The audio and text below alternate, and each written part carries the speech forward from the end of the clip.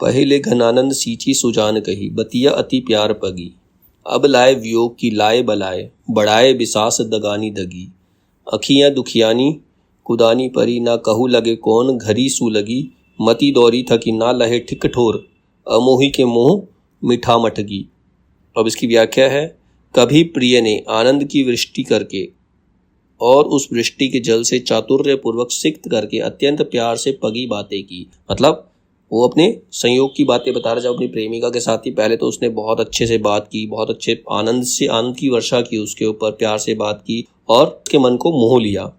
अब विरह की आग लगाकर उस आग के द्वारा कष्ट की वृद्धि करके फिर विश्वासघात से कपट से जलाया। लेकिन अब तुमने दूर होकर मुझे विरह की आग दी है, बिछड़ने की जो कष्ट दिया है, उस आग में मैं जल रहा हूँ, उसमें तुम्हारे जो विश्वासघात का कपट है वो मुझे जला रहा है।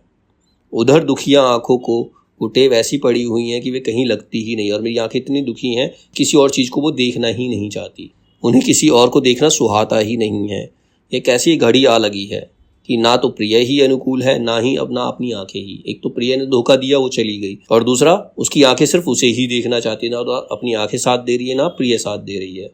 रही बुद्धि सो वह बेचारी भी विचार मार्ग पर दौड़ लगाते लगाते थक गई है। जो दिमाग है वो इस सोच सोच के थक गया है कि अब आगे करना क्या है, पर उसे कहीं टिकाव का स्थान नहीं मिला।